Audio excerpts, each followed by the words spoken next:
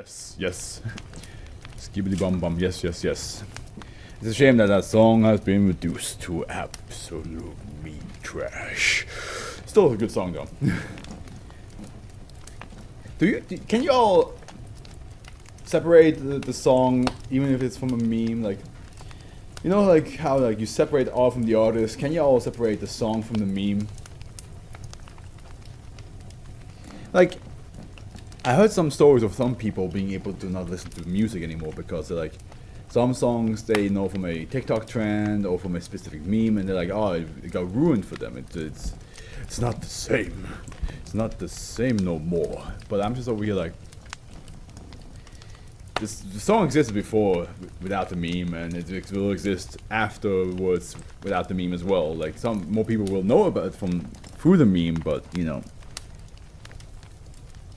If the song's fire, then I will listen to it nonetheless. So like, I never really understood the whole like, oh, I cannot listen to it anymore because like it reminds me. I mean, I do understand that if it reminds you of something bad, or reminds you of something you don't like, that I get it.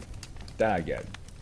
And some people have very strong feelings about memes too. So they might be like, hey, I don't like the song because the meme has been like bothering me for so long. It annoyed me over the months that it has been, days that it has been used, because memes don't last that long anymore. But yeah, just asking if people can separate that shit. I feel like I can easily. Always have been able to. But yeah, I got some pineapple right here because we had some Herzschnitte. That's Swiss, it's German for cheese cut, directly translated, which is basically, it's basically just, you have some, like, not farmer's bread, but like we have something here like a bread that's like, it's called Bürli, or Boerenbrot, which is, it is close to like farmer's bread when from the looks of it, but it's like a lot more like, you know, crunchier. It's a lot more like there's a crisp rind to it. No, not rind. What is it called? Fucking, you know what I'm trying to say. Good luck with today's reading, man. Okay, I thought, didn't you say it was like 18,000 wood?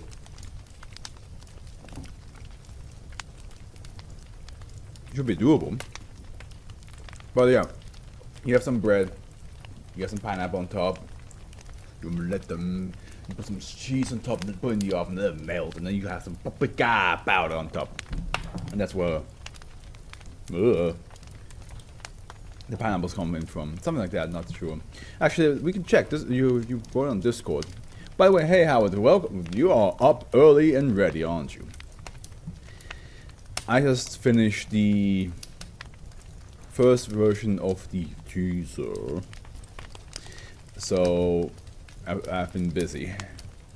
But let's see here. You said, here we go. Yeah, it has 15 to 17k words without counting the tails. The estimated extra 2k words is because the way one article is formatted makes it confusing. Without counting the tails. So maybe there's like, and also it has hidden sections. I should probably count the tails for word count. Okay, so we don't know how long the tails are. Okay, that might be an issue. But hey, let's real quickly, let's get everything ready to start. So first of all, let's find out who wrote the SCP that we're about to read now.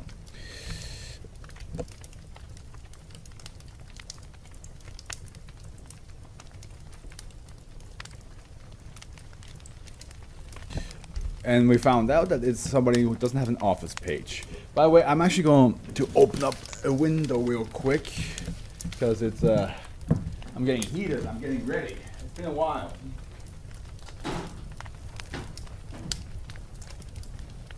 You guys don't understand how hard it is to get into reading SCP right now because the Marvel Rivals just came out, and I just want to play that game, to be really honest with y'all. But I made a promise to try to read as many SCPs as possible on the weekends, unless something else comes in the way. Okay, so here we go. So Luke BN wrote this one called "The House That Makes You." The House That Makes You Sarah Palmer. Now, if I recall correctly, Sarah Palmer is from is a movie. Is an actress. Yes, very pretty actress too. I forgot. No, she's not the actress I got to work with. No, never mind. Yeah, that would make sense. That would be really like out of nowhere. Like if I just work with Sarah Palmer and then I'm like reading an SCP about her, I'd be like, that'd be weird. But okay. And title once again, The House That Makes You Sarah Palmer. Here we go, guys. I forgot I don't have the same. Wait, no, I do. Here it is. Woo! I'm so glad Streamlabs copies the sources over to each other, because I would hate to do this otherwise. But here we go. Euclid. Special containment procedures. Instances of -A are to be housed in 4 replicas of SCP-2310 to encourage their cooperation. The perimeter of the housing complex is to be placed under guard, but where the fuck do I have my... I realize how dirty my glasses are right now. Where is my... I'm sorry about this. There they are. Keep this close by, you know? Keep this little thing close by. To encourage their cooperation, the perimeter of the housing complex is to be placed under guard, but subjects are to have freedom of movement within the complex. SCP-2310 is to be kept isolated on the ground of Site 115. No search requiring the physical presence of Foundation personnel is to be conducted on SCP-2310, and no Foundation personnel are to be allowed access to SCP-2310's holding facility. Research requiring human interaction with SCP-2310 is to be undertaken with the assistance of trained volunteers recruited from Site 115's population of -As. Each -A must undergo a minimum of 18 months of therapy before they will be allowed to volunteer as C-Class personnel. -B is to be kept in secure living quarters at Site 115. Foundation personnel are to avoid contact with until research on its possible anomalous properties is complete. Given Ms. Palmer's lack of anomalous properties and ongoing cooperation with the SCP Foundation, her designation as -B has been retired. She has been released from Containment Division oversight, and details of her containment are to be handled by Human Resources. Description: SCP-2310 is a suburban house originally located in Anne Arundel County, Maryland. Footnote: SCP-2310 has since been fully relocated to Site 15. Any human who enters the building immediately undergoes an anomalous mind-altering event. Such subjects are instances of -A, instances of... Such subjects are instances of -A. Instances of -A believe themselves to be a 42-year-old human female named Sarah Palmer. In -B, the individual believed to be the original Sarah Palmer has no apparent anomalous attributes other than an immunity to the effects of SCP-2310. So wait, the individual believed to be the original... Okay, gotcha. So Sarah Palmer is just involved in all this. She inhabited SCP-2310 between 1989 and 2007. No anomalous activity surrounding the house was reported by her or anyone else during this period. The current anomaly is believed to have first presented itself sometime in mid-2013. -B was unaware of anomalous activity concerning her former home until briefed by Foundation personnel. The consciousness of each new instance of -A is replaced with a copy of -B's mind as it was on the morning of January 20th, 2002. Another footnote: the association with a specific date was first observed by a therapist and a Foundation employee who noticed several instances of -A expressing distress over the recent September 11 attacks. -B has confirmed that memories described by -A match its own memories prior to this date. -B's memories after that date are not accessible to -A's, and while the personalities of -A are initially very similar, they often develop down They often develop down different paths. Wait, so with the personality, well, what the personality of Dash is initially very similar, they often develop down different paths. I don't think I ever heard develop down. Okay. Dash A retains no memory or awareness of their former self and self-identify as Sarah Palmer. Another third footnote. Dash A's have expressed a preference for cognomina, such as Sarah Palmer the Blonde and Sarah Palmer the Youngest. Or the numbering system originally used. They are reluctant to answer the names other than Sarah Palmer, particularly their pre-conversation names. As there is no known way of reversing this process, Foundation personnel affected by SCP-2310 in this manner,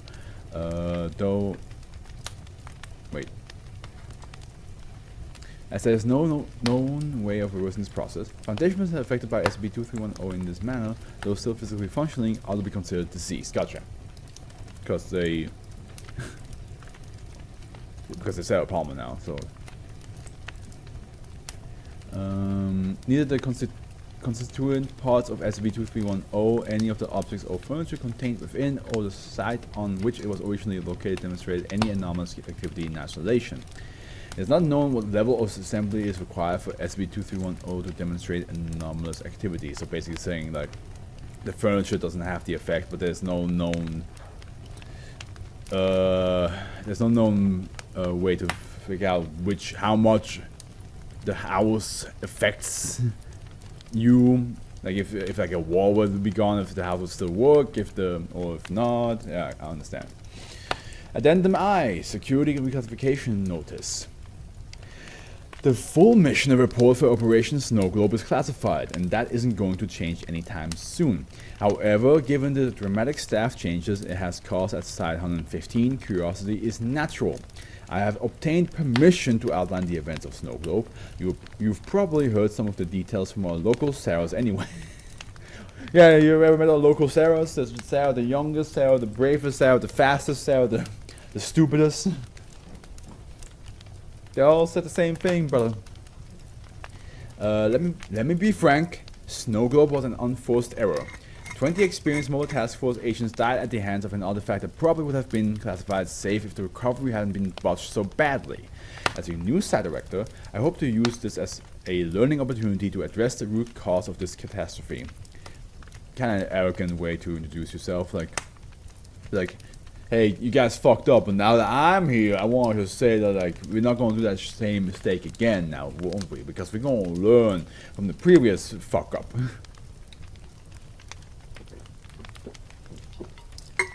The following memo consists of excerpts from the SCP-2310 recovery report alongside my own commentary. Wow, okay, sure. Discussion sessions to improve our staff's understanding of engagement procedures will begin on Monday. This includes both Site 115 personnel and all fields units attached to Site 115. Please familiarize yourself with the events of Operation Snow Globe before then. Site Director Prell. Okay. Addendum II. Is this supposed to be like normal, like Roman numerals, like addendum 2, you know, but it's II? I never like fully understood that. SCP-2310 recovery report, August 18, 2013. But, oh yeah, hold on. I don't think, yeah, I need to activate the sensor button thing. It's gone. Foundation agents from Field Unit Upsilon 7 Magpies, while monitoring cult activity in the Washington, D.C. Suburbs, note a cluster of disappearances in a single neighborhood in Anne Arundel County, Maryland. 2 of these disappearances are from local law enforcement who were themselves investigating the neighborhood. Further information is requested from the Anne... Fuck, it's smacking in the middle of the way. I can read it from here. From Anne Arundel County... Now it's in the way here. County Police Department. Okay, let's see if this button works. Not yet. Okay, it needs to warm up first. Morning of August 19, local law enforcement reports that they believe the missing persons are being held in a house at... Okay, wait, hold on. output. Ah, that makes sense. Here we go, guys. It works now. Okay. House at. Neighbors describe strange activity in the house, interpreted by them as cult-like. They also report seeing some kind of struggle between. Kind of struggle between figures within the house. An expedited warrant for a raid on the house is obtained by local law enforcement. Foundation field agents continue monitoring the situation while leaving it in the hands of local authorities. I had to laugh because I can imagine from the outside it must come across very culty. You have a bunch of people that believe that Sarah Palmer, yeah. Full on, I can see why people would be like, are you guys a cult? Evening of August 19, Anne Arundel County Police Department conducts a raid on the house. Despite an absence of signs of conflict, communication with the officers is quickly lost. As AACPD prepares to send in assistance, field agents under the command of Eric Stroman intervene and take control of the situation. A perimeter is formed around the house, the neighborhood is evacuated, and field agents begin conducting reconnaissance on the house. This is where the field team begins down the wrong path. 7 Magpie specializes in investigating the DC area's cult problem, and when the neighbors suggested there was a cult living in SCP-2310, the field team jumped on this and did not fully consider other possibilities. The rest of the reconnaissance period, the field team operates under the assumption that they are dealing with cultists wielding anomalous weaponry, rather than a localized anomaly contained within the house. This assessment will go on to color the Mobile Task Force response. Okay. August 20th, 12:40 a.m. Field agents report on activity within the house. Several of the missing police officers are seen moving around inside in a state of apparent agitation. Attempts to communicate with them via loudspeaker only cause them to react with fear. They are accosted by strangely dressed figures who lead them to the basement. Other presumed captives, however, are observed to have freedom of movement within the house. Field agents conclude that the cultists may have access to anomalous means of indoctrination. 1:12 a.m. A man dressed in red robes opens a window on the top floor. There's a footnote with the ropes. They found to be a woman's nightwear. Interesting, okay. He begins shouting also from distance probably looked like he was wearing a robe, but then found out it was a nightgown. He instructs them to leave the house alone. He is unresponsive to offers to negotiate the release of captives. After several minutes, he breaks into tears, closes the window, and retreats into the house. Yeah, because like if they think that's Sarah Palmer, this must be really weird. Because Sarah Palmer witnessing a bunch of police outside the door saying like release the captives. Like what captives? It's only here. Sarah Palmer and Sarah Palmer and Sarah Palmer and Sarah Palmer. Like what captives are you guys talking about? 3:51 a.m. Broad spectrum energy and analysis of the house is completed. No unusual energy signatures are detected from the house. Around 24 life forms are detected. 24 are detected within the house. Based on local disappearances, up to 21 of them are assumed to be captives. Well, are you sure about that? 4:25 a.m. Site Director Pritchard arrives on site along with Mobile Task Force Row 14 Old Boars, led by Agent Talbot. Pritchard, Talbot, and Agent Stroman meet to discuss the Foundation response. I'm pretty sure Stroman is supposed to be said like a German, like strawman. Stroman. They approve the forcible entry of the house and detainment of its inhabitants. The recovery operations filed as Snow Globe. Site Director Pritchard's personnel intervention was unnecessary and likely influenced by her previous successes in combating the $7 Society and the Friends of Amicus. She reportedly advocated for an immediate military response with the support of Agent Talbot, but over the objections of Agent Stroman. Is this who I think it is?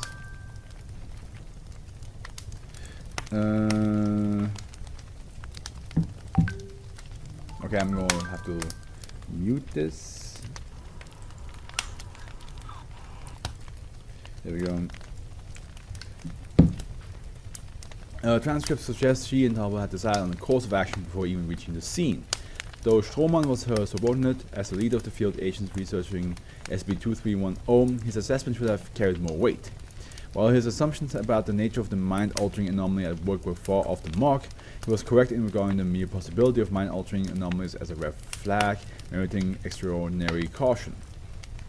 One final consideration is more subtle and psychological. Once a combat-oriented mobile task force was dispatched to the scene, Foundation leadership was under the pressure to put them to use.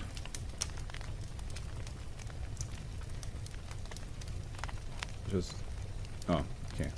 My cousin also sent me something on Instagram apparently. We'll check that afterwards. One final.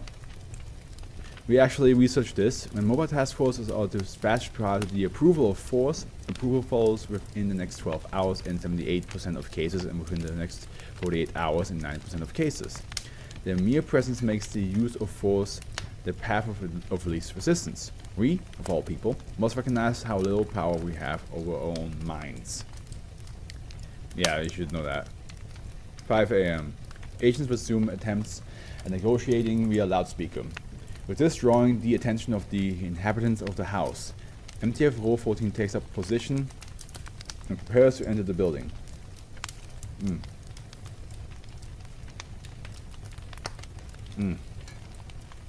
Fire team Axum is positioned at the back door, fire team Babel at the basement hatch, fire team Corinth on the roof, and fire teams Dacia and Egypt are held in reserve. 5:10 a.m. Agent Talbot orders fire team Axum into the house. They breach the back door. Agent Wright is the first inside. Phoenix Wright.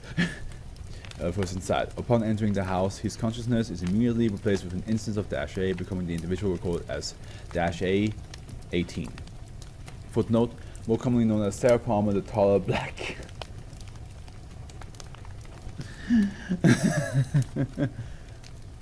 Following Wright into the building, the rest of his team is likewise replaced with instances of -A.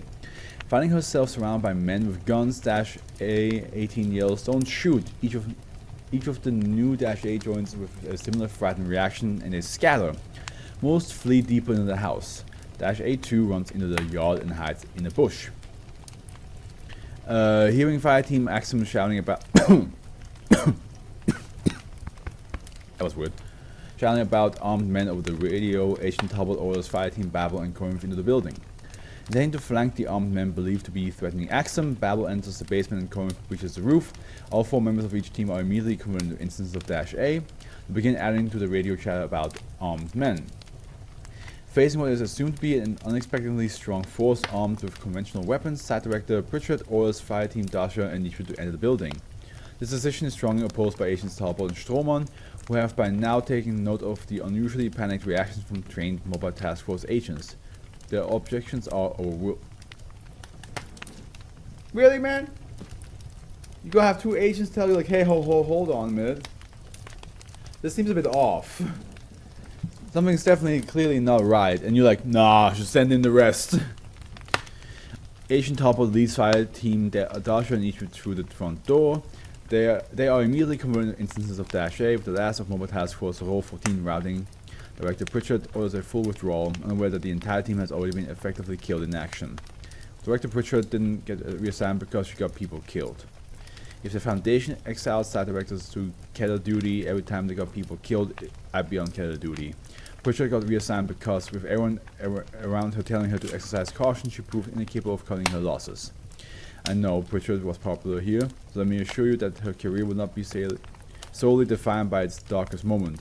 She has done excellent work for the Foundation, and her talents will be put to good use elsewhere. Should have listened, or at least paid attention.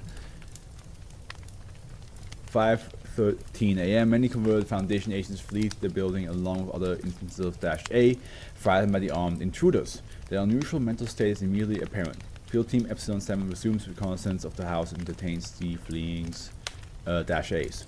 6:30 a.m. On-site debriefing. This is a long. Poor Sarah Palmer. And Sarah Palmer. And Sarah Palmer. And Sarah Palmer. And Sarah Palmer. and Sarah Palmer. Let's not forget Sarah Palmer. I feel bad for them. On that, the briefing of criminal agents is uninformative. They are found to be unable to explain the events of the raid. Their shift in identity is not yet fully noted, and they are initially believed to be simply suffering from an anomalous form of amnesia.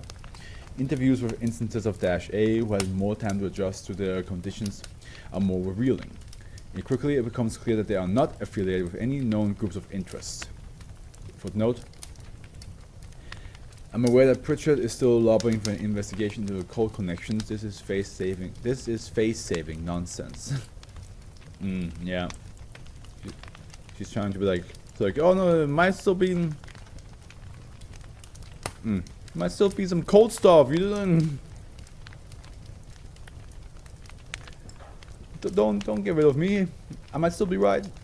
They discussed their shared identity as Sarah Palmer. Improved tests comparing the memories and personalities provide tentative support for the claims that they are duplicates of the same consciousness.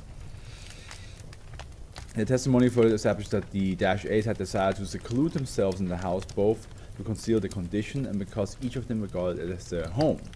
The struggles within the house reported by witnesses had been instigated by the True Sarahs, a clique of -A's who happened to physically resemble the original Sarah Palmer. The True Sarahs had unsuccessfully attempted to evict the other -A's when money and food began to run low. This shortage seems to have been inadvertently caused by the original Sarah Palmer then living in Florida, who at this time filed a report of identity theft with Bank of America. I see. So they used her bank account and she was like, hey, somebody check.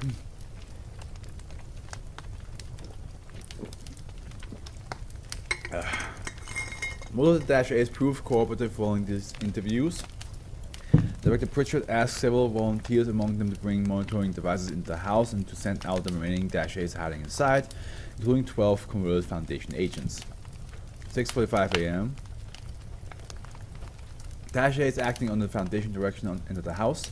Several of these volunteers are threatened with guns by converted agents. However, the original Sarah Palmer was unfamiliar with the operation of assault rifles, and none of the converted agents are able to turn off the safety.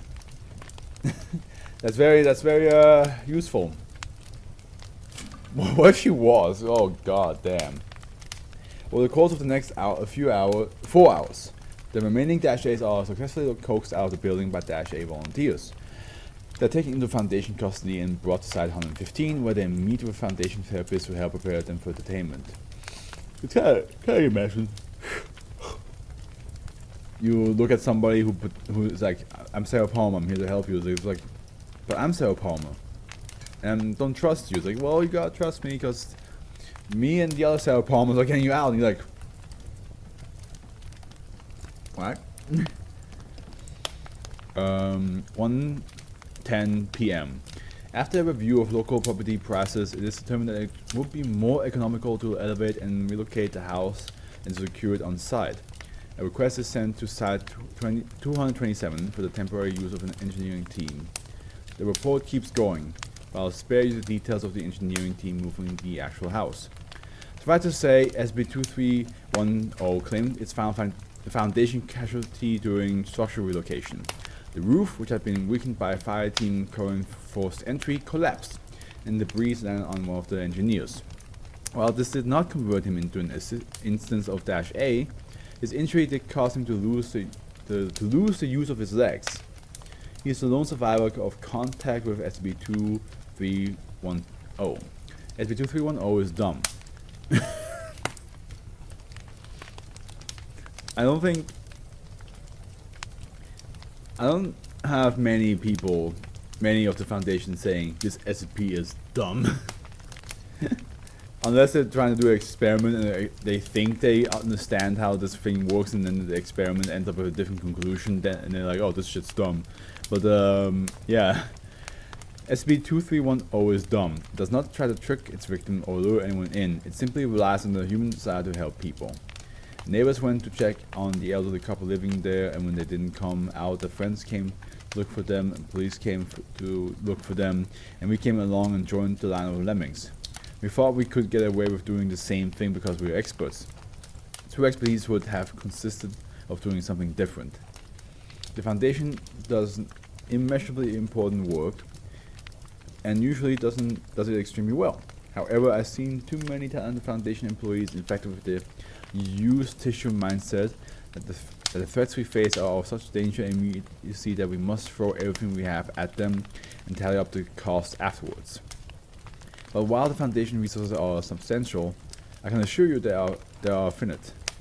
They come from somewhere, and if we abuse them, they will go to someone else. In the face of danger, we must exercise caution, we must be willing to lose, fall back, and fight another day, another way. Or the day will come when we pick up the phone to call for backup and the voice on the other end will tell us, no. Look forward to working with all of you at Site 115, Site Director Pearl. Okay, to be fair, Site Director Pearl, you sound arrogant before, but I can now fully understand why you like, don't do what the previous one did. I fully see it now. I see your vision. I understand what you were saying. I understand what you were spitting. What you're putting down. Alright, let me just quickly do a Twitter post. If you are Sarah Palmer and I am Sarah Palmer, how many? Is there anybody? Is there anybody? Any other? Okay, wait. It's not say if. It's just say you. You are Sarah Palmer and I am Sarah Palmer. Is there any other Sarah Palmer I need to know about?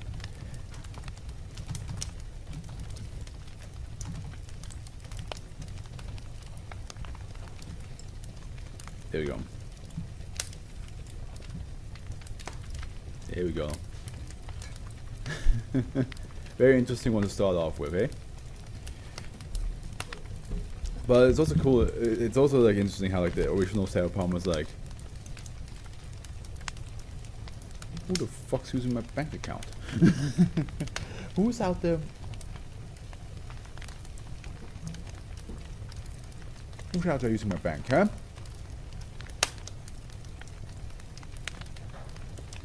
Sarah Palmer, that's me.